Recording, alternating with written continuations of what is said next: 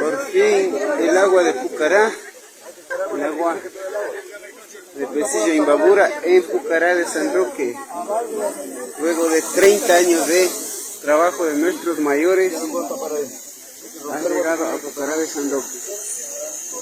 Gracias a nuestros abuelitos, a nuestros familiares que han trabajado desde hace 30 años, se hace realidad el agua de Pesillo Imbabura.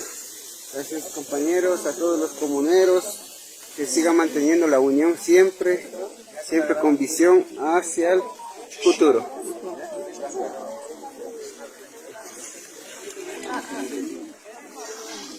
Se rompe.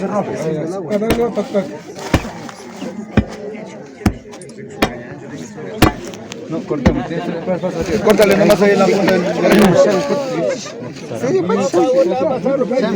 Las papas.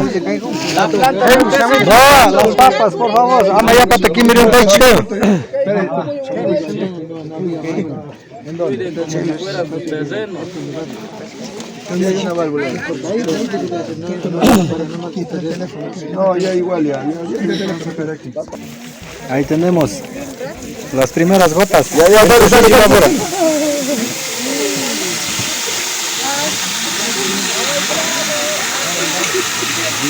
Ahí tenemos Pesillo Imbabura. Es una realidad.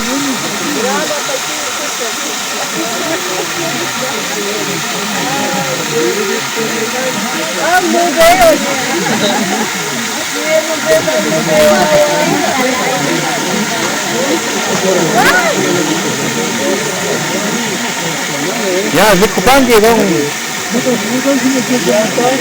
Ya.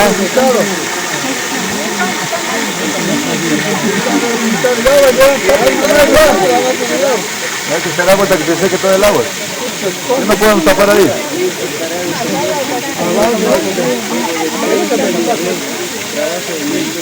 Ya no podemos tapar ahí. Hay que romper igual y poner otro tapón. Hay que esperar que se seque. Nuestros familiares que han trabajado desde hace 30 años,